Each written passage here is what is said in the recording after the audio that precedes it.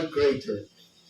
We have convened again because we cannot and we must not lose sight of the purpose that drives us, the pursuit of justice for the victims of illegal drugs, for the victims of pogros, and for the victims of extrajudicial killings.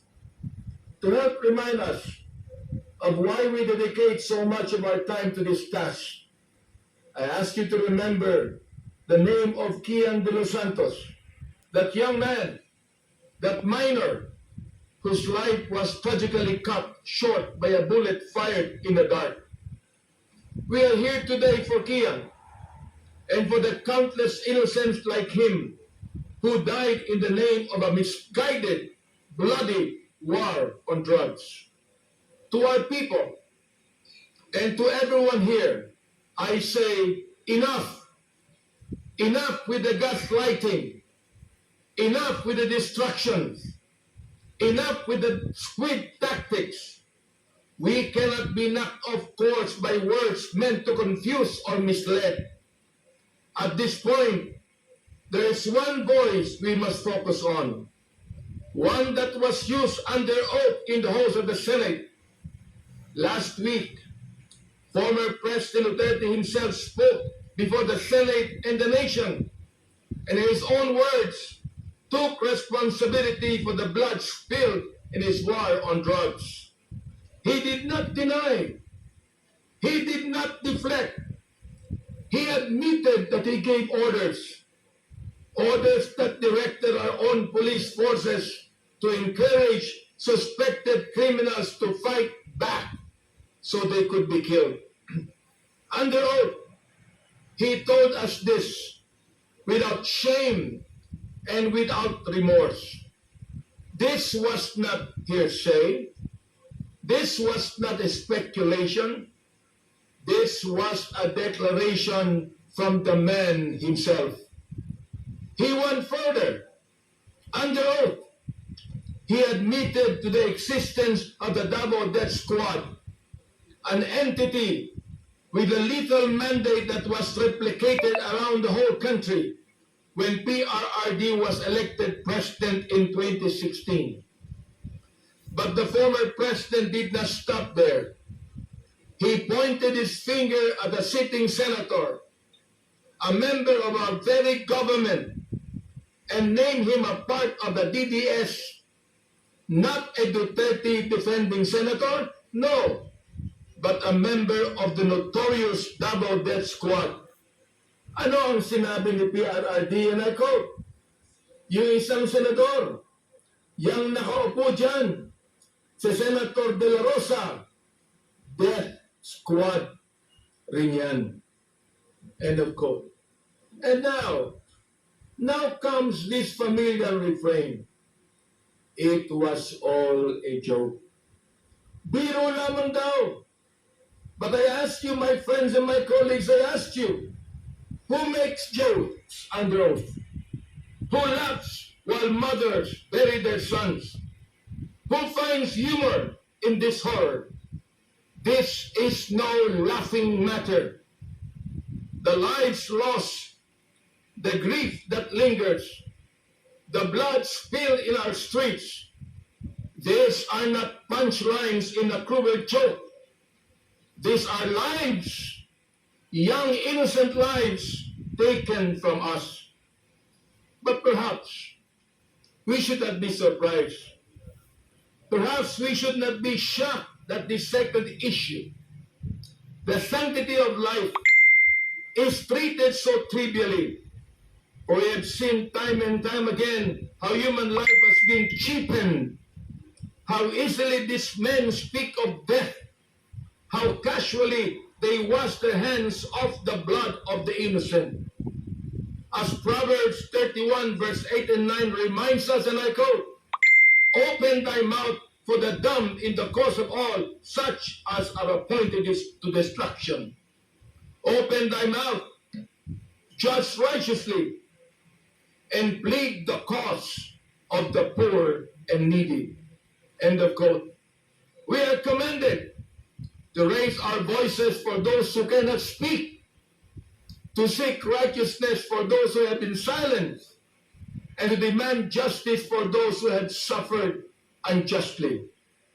This, my friends, this is why we must not falter.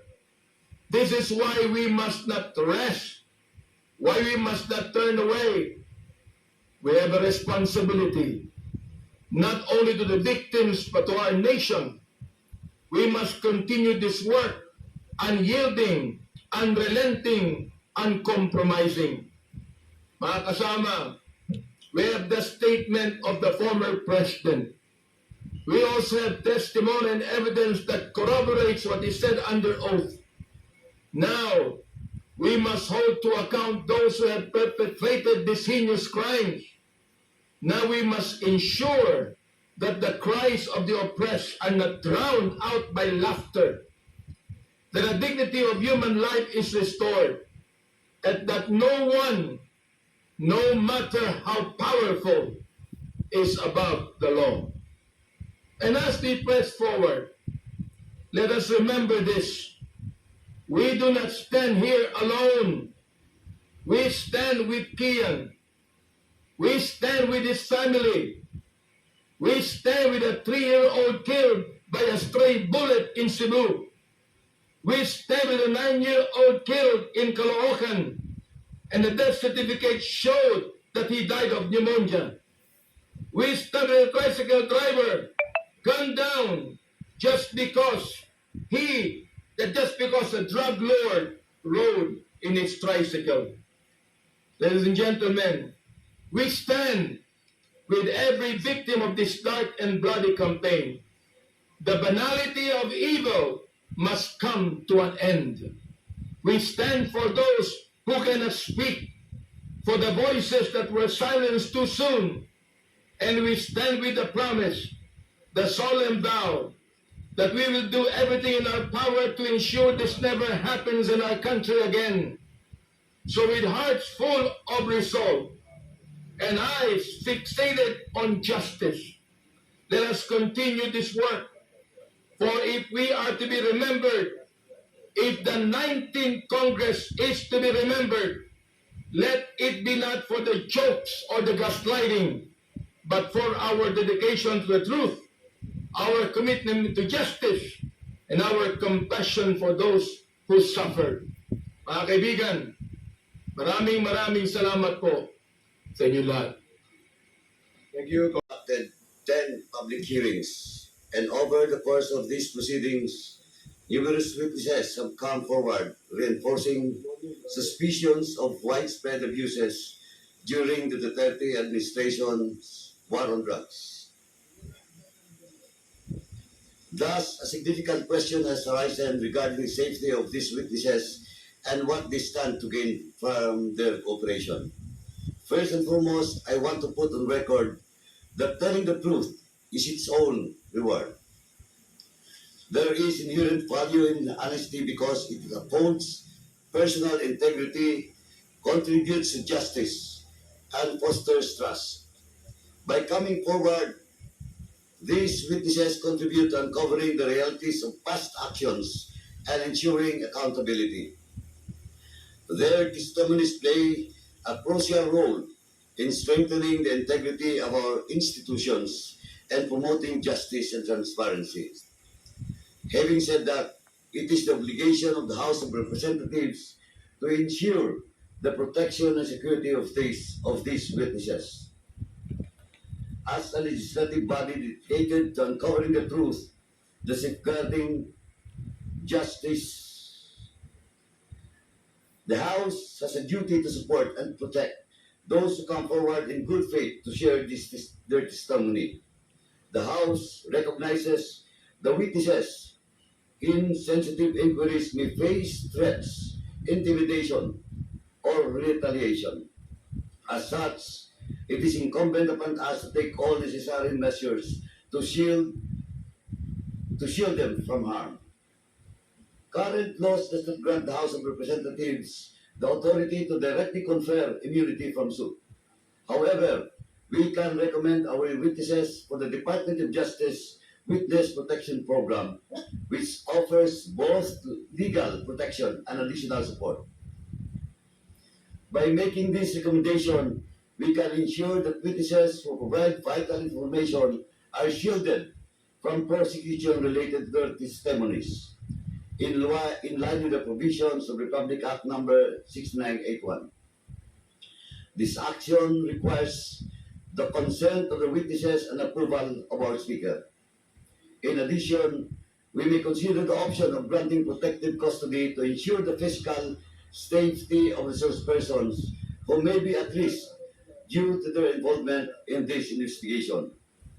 While protective custody does not provide immunity from legal actions, it is an established measure that can provide immediate security during the course of our proceedings. Both actions will require a collective decision from the members of the Joint Committee. This ensures that we act transparently and uphold the principles of democracy. Mr. Chairman, before we proceed with the continuation of our inquiry, this representation would like to put on record and address certain critical concerns relative to the conduct of the parallel inquiry of the Senate Blue Ribbon Subcommittee on the drug war implemented during the previous administration on October 28, 2024.